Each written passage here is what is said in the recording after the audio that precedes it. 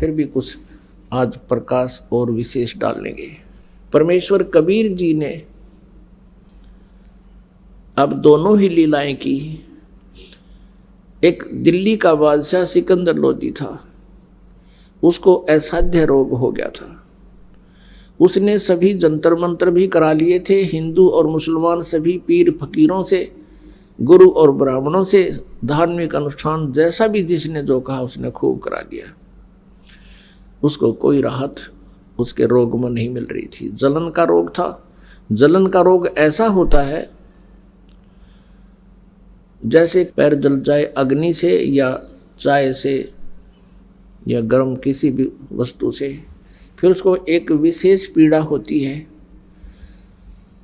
तो ऐसी जलन के रोग में पीड़ा होती है, लेकिन वो ऊपर से किसी पदार्थ से जला हुआ नजर नहीं आता, पूरे शरीर में ऐसी दाह लग जाती है। और सिकंदर लोदी बहुत क्रूर राजा था, हिंदुओं से मुसलमान बनाया करता था जबरदस्ती। राजा होकर के ये और भी बहुत दुष्कर्म कर डालते हैं। इसलिए परमात्मा कहते हैं तब से राज राज मदमानम जन्म तीसरे शुक्र स्वानम। राज्य का पद पाकर ये इंसान इतना फूल जाता है, कुछ भी ऊंच नीच नहीं देखता, भगवान से भय खत्म हो जाता है, सब यशमैन हो जाते हैं। फिर ये मनमानी करके और निरे पाप इकट्ठे कर लेता है। फिर उन पापों का भोग भी उसी को भोगना होता है। उसी पाप कर्म के आधार से जन्म जन्मांतर के पाप हमारे संचित होते हैं। उन्हीं में से कुछ पुण्य और पाप मिला के मानुष जीवन में प्रारब्ध बना दिया जाता है। अब सिकंदर लोदी जी ने सब जगह अपना इलाज करवाया। पहले तो सभी ने जंतर मंत्र बताए,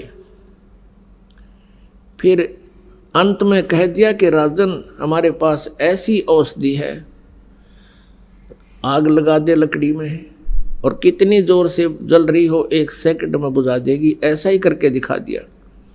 और ये औषधि आपके काम नहीं कर रही, बिल्कुल भी निष्क्रिय होगी है। तो परमात्मा कहते हैं कि जब जीव के पाप बढ़ जाते हैं, ये मेडिसिन भी रिएक्शन करना शुरू कर देती है। तो पुण्यात्माओं, प्रारब्ध पाप से जो कष्ट हुआ है उसका औषधि काम नहीं कर सकती, उसमें परमात्मा की रहम की आवश्यकता होती है।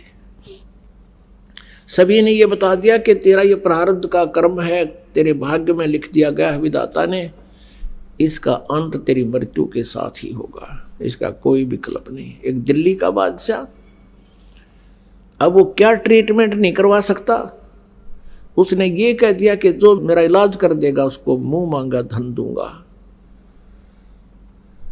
लेकिन सब विफल रहे। किसी ने बता दिया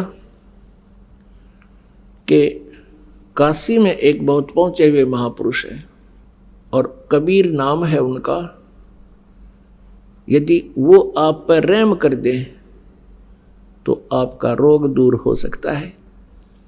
और भी बहुत से प्रमाण बताए कि उसके ऐसे गड़बड़ थी, वो ठीक हो गया। दिल्ली में भी एक ऐसा व्यक्ति था, उसको ऐसे ठीक हो गया। फलाने गांव में ऐसे था, उसको ऐसे आराम हो गया। तब राजा को कुछ आशा की किरण दिखाई दी।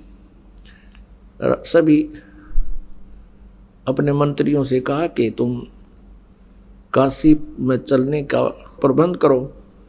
उन्होंने पहले घुड़सवार भेज दिए 2-3, और काशी के राजा थे वीरदेव सिंह बघेल, वो दिल्ली के बादशाह के अंतर्गत थे, अधीन होते थे। ओवरऑल कंट्रोलर भारत का दिल्ली का शासक ही होता था। बाकी छोटे छोटे नरेश होते थे, जैसे वर्तमान में स्टेट बना रखी हैं और मुख्यमंत्री प्रधानमंत्री के अधीन है। उधर से एक शेख तकी नाम का मुसलमान पीर, जो मुसलमानों का हेड गुरु था, हेड पीर था, और वो राजा का भी गुरु था। और उस शेख तकी के कंट्रोल में पूरा मुसलमान समाज था। इसलिए उस शेख तकी को सिकंदर लोदी साथ रखता था और उसे परामर्श लेकर के कार्य करता था कि कहीं कोई ऐसा मैं धर्म विरुद्ध काम ना कर दूं जिससे जनता में रोष उत्पन्न हो जाए। और ये भी एक राजनीति थी कि कोई इधर उधर रुक चुक होगी तो ये उस शेख तक की उनने आप सेट कर लेगा। अब हाथी के ऊपर सवार होकर के, हाथी के ऊपर एक अंबारी होती है, राजा लोग हाथी पर चलते थे। हाथी पर चलने से उसको किसी प्रकार की जो है ना झटके नहीं लगते, हाल नहीं लगती, आखड़ी नहीं लगती। बहुत एक अच्छी यात्रा, कंफर्टेबल ट्रैवलिंग मानते थे हाथी के ऊपर चलना। और उसके ऊपर एक कक्ष बना दिया जाता था, एक रूम काठ का, उसमें राजा चलते चलते विश्राम भी करता था, बैठता भी था। हजारों की संख्या में अंगरक्षक साथ सैनिक चल पड़े, पहुंच गए वीर सिंह के पास। जो ही वीरदेव सिंह बघेल काशी के नरेश के पास सिकंदर लोधी पहुंचे तो उनके आओ भगत में उन्होंने खाने के लिए पूरी मेज पर काजू, किशमिश, सेब, संतरे और जो भी नाश्ते में होते हैं सब वस्तु उपलब्ध करवा दी। और खड़ा होकर कहा, ए राजन, नाश्ता कीजिए। सिकंदर ने कहा कि वीर सिंह, मैं आपकी आओ भगत से मैं बहुत संतुष्ट हूँ, पर मैं खा कुछ नहीं सकता। मेरे एक ऐसी भयंकर बीमारी है कि मैं ना कुछ खा पा रहा हूँ, ना मैं सो पा रहा हूँ, ना मैं रो पा रहा हूँ। मेरे जैसा दुखी इस पृथ्वी पर कोई और प्राणी आज नहीं है। और मैं यहाँ अपने इलाज के लिए आया हूँ। मैंने सुना है कि यहाँ कोई कबीर नाम का संत है। आप तो यहाँ के रहने वाले हो, आपको तो अवश्य उनकी जानकारी होगी। उधर से परमेश्वर कबीर जी की महिमा से परिचित होकर और ज्ञान से प्रभावित होकर वीरदेव सिंह बघेल पहले ही परमेश्वर कबीर जी के शिष्य हो चुके थे। और वो तो वहाँ हजारों ऐसे प्रमाणों को आंखों देख चुके थे और स्वयं के साथ भी घटना घटी उनको भी देख चुके थे कि ये खुद मालिक आए। वीर सिंह की आंखों में आंसू आ गए और कहा कि राजन, आप ठीक ठिकाने आ गए, आप बिल्कुल दुरुस्त स्थान पर आ गए और आपका रोग अब रहेगा नहीं, यदि वो मेहर कर देंगे। वीर सिंह जी से ये बात सुनकर सिकंदर के मन में बहुत खुशी हुई और सोचा कि अब बात बनेगी। तो सिकंदर ने कहा कि वीर सिंह, बुलाओ, शीघ्र बुलाओ उसको, मैं बहुत दुखी हूं। कबीर को शीघ्र बुलाओ।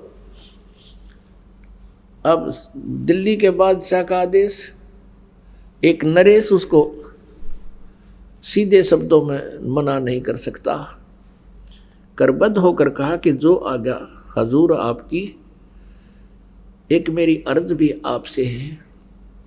कहते हैं संत को बाई ऑर्डर नहीं बुलाना चाहिए, और मान लीजिए हम उनको बाई ऑर्डर बुला भी लेंगे और उन्होंने रहम नहीं बख्शा, उन्होंने कृपा नहीं की, अंदर से वो प्रसन्न नहीं हुए, क्योंकि वो दुख भी मान सकते हैं, तो फिर आना और ना आना बराबर रहेगा।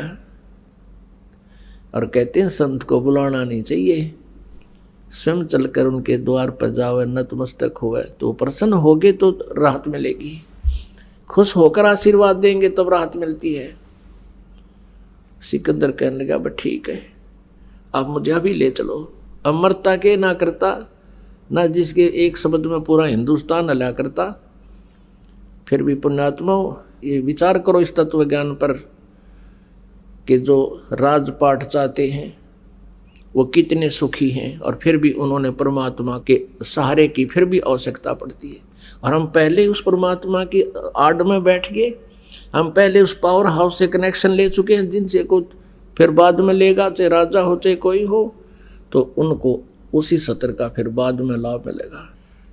अब वीर सिंह बघेल को पता था, जिसमें वो सिकंदर लोधी ने चलने को कहा, उस समय जो समय था वो कबीर जी के घर पे मिलने का नहीं था, शाम का समय था।